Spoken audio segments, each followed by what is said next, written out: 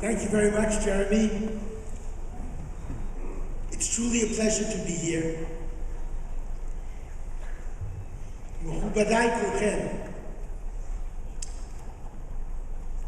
I believe that there was something very, very special, specifically about Daf Yomi and Siyum Hashas this year. Because you see, as we all know, Siyum Hashas came out right near Tisha B'Av. And there's a fascinating question surrounding Tisha B'Av. The prophet Zechariah teaches us that Tisha B'Av will become a moed, a regel, a chag, a festival of joy. But it's very strange. We know very well that a moed requires a certain event on that day which bestows upon it Kiddushat Hayom, the sanctity of the day. A special Hallel, a special Al Hanisim, a special Kriyat HaMegillah. What was that special quality on the 9th day of Av? The day of the destruction of both temples, Rahman al-Islam. What could give that day the character of a moed? And I believe the answer can be found in the Torah reading from Beit Hanan, which we read on Tisha B'Av. The Torah depicted tragedy. Titolid banim v'nei banim. You will have children and grandchildren in the land of Israel.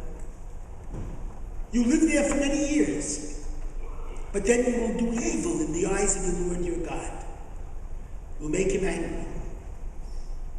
Avot tovedun maher mei al haaretz. You will be lost, yes, lost, from upon the land of Israel. Hishamei tishameidu. You will be destroyed. Yes, destroyed. Understandable. God gives us a land, and God gives us life, and God gives us a mission. And if we didn't pay the rent, then we have to be taken from the home.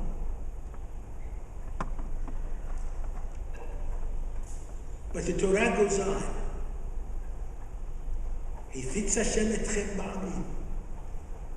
Despite the prior statement, God will not destroy us. He will scatter us among the nations of the world.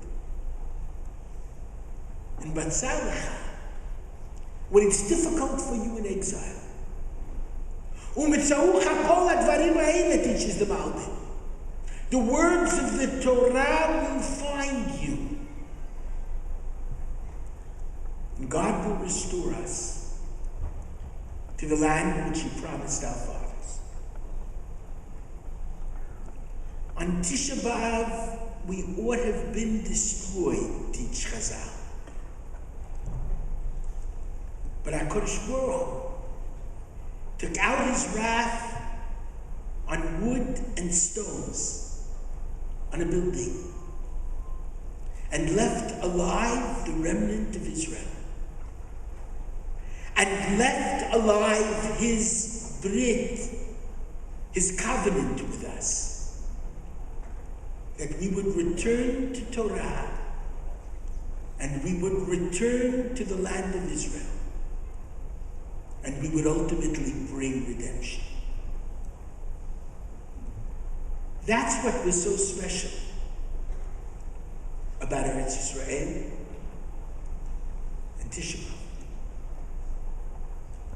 Because although the prophecy included destruction, the prophecy also included the eternal life of the Brit.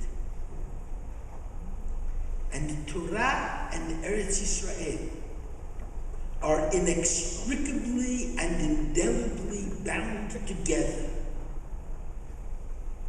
that we will return to both, and there will be redemption.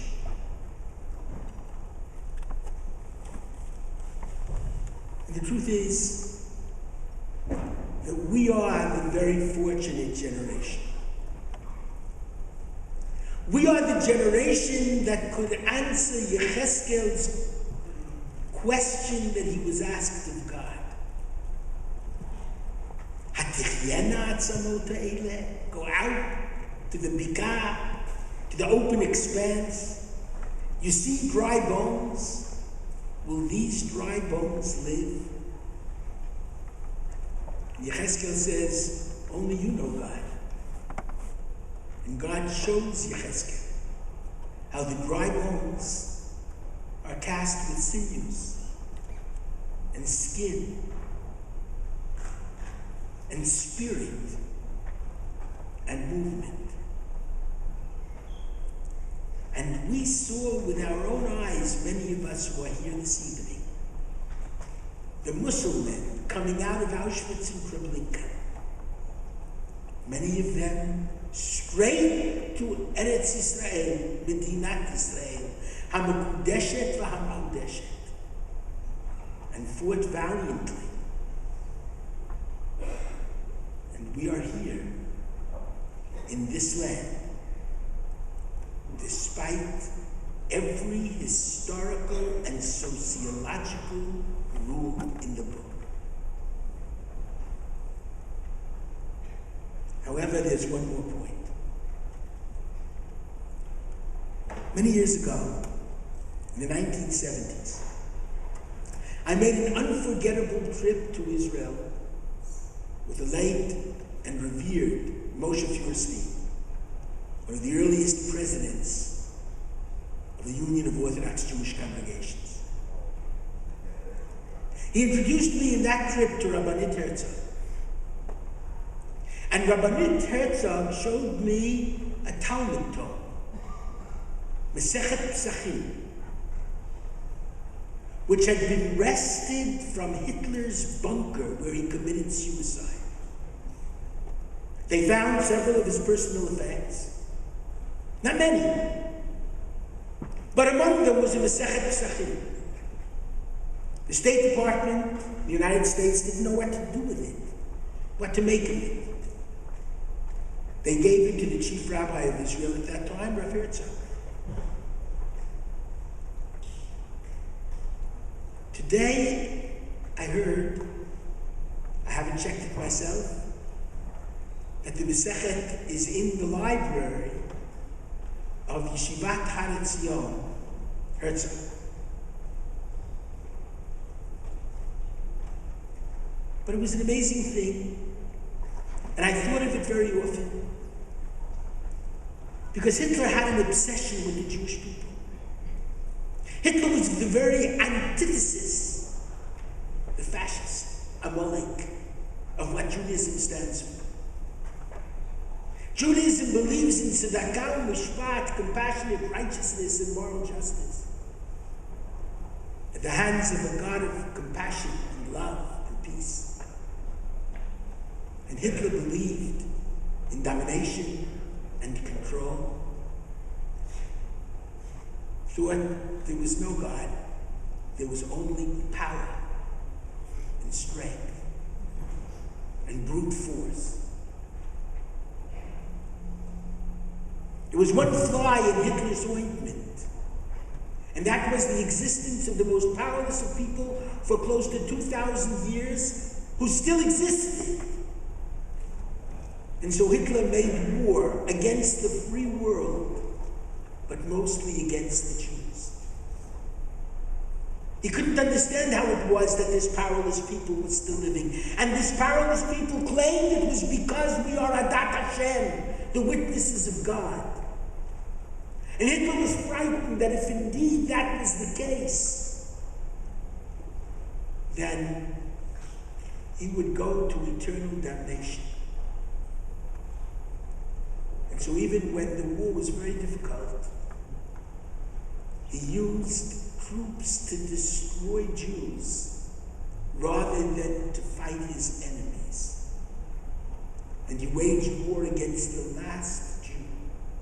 And he waged war against Judaism. Did he know that Masechet Psachim is the tractate that discusses Zman Geulatein? No one will know. But it was clear to me that Hitler thought that he was destroying the last Gemara, burying the last Gemara.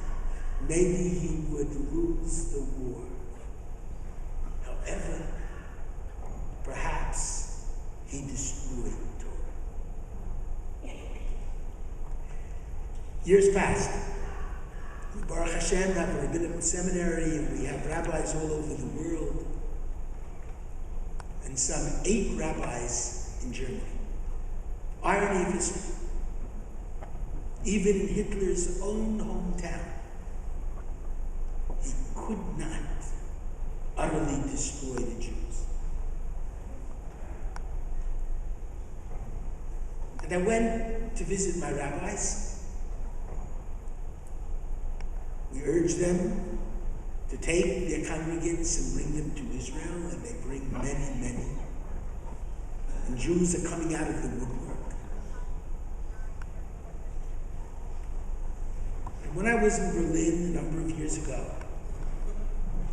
I visited the monument, the Yad Vashem, for the 6 million. Berlin is a fascinating city. You see the ruins, you see the memorials, and you see the new buildings.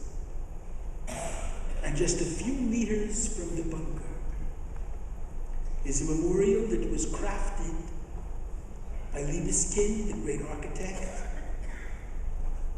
and Peter Eisenman, who was the person who actually expressed it physically.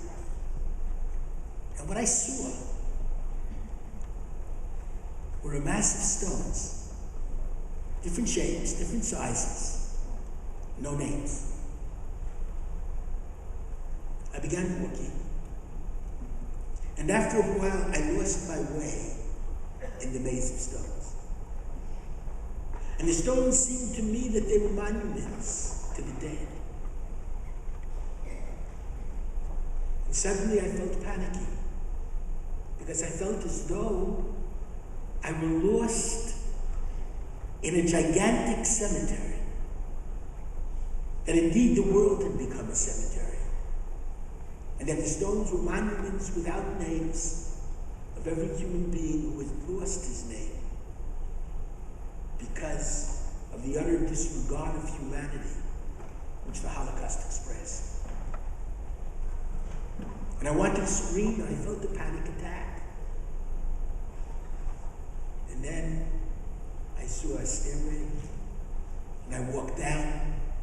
I went into a room, and there were many pictures of people in various stages of life and life's activities just before they were snatched away by the Nazis. And then a doorway out, and I breathed fresh air and looked at the sun and felt like Birkat HaGomer. But I got a choveret, a little brochure. It described what I had seen. And it turns out in the choveret that there were 2,711 stones in the monument. And the author of the choveret, of the pamphlet, said that they asked Libeskind and then Eisenman, why the number 2,711? And Eisenman said that was not crafted by Libeskind. And he didn't have anything in mind. It just came out that way artistically. I don't think anything is by accident. An accident is only God's way of showing us that he's still in control, even if it be anonymously. So I asked the supreme authority, the Rosh Yeshiva of Rosh Yeshiva, Harav Hagon Agodol Hugel, to perhaps give me an insight into the 2,711 number. And I wasn't disappointed. There are 2,711 dapim in the pages of the Shas that we learn every 7.5 years. And so, Hitler Yamach Shalom Zichro did not bury the last Gemara. Alongside of the miracle of Kiyum Eretz Yisrael and Kol Medinat Yisrael is the miracle of the spreading of Torah, and especially Torah Shebaal Peh, in a way that did not exist within Am Yisrael since the days of Chizkiyahu. An equal miracle, I believe, to Kol Medinat Yisrael. The eternal wedding between Eretz Yisrael and Torah Yisrael. And that's what makes this Yom HaShas so very significant. God's promise that He will never take away. V'lo yishkach et brit avotecha Hashem yishbach. It remains only one thing. We've come back to Eretz Yisrael, and we've come back to the study of Torah Yisrael like never before. Now we have to begin to act in accordance with that Torah. Haskel v'yado oti v'stemar t'shabbat. Another year beyond. Be wise and know me, says God. How? La'asot chesed tzedakah u'mishpat, the antithesis of fascism and jihadism. Compassionate righteousness and moral justice.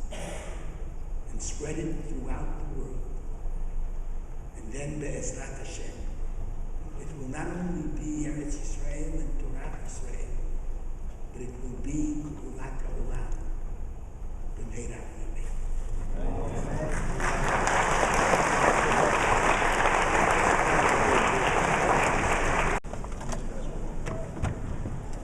Our next guest, Rav, originally from Canada, is the Deputy Chief Rabbi of the IDF's Air Force. He'll be followed by the Chazan of the Great Synagogue, Chaim Adler. Tonight, as we finish the Shas, we salute the IDF and our brave soldiers who are defending our freedom in our land. When we look back at Jewish history, the Jewish people have always fighted, always battled, always fought united as one people.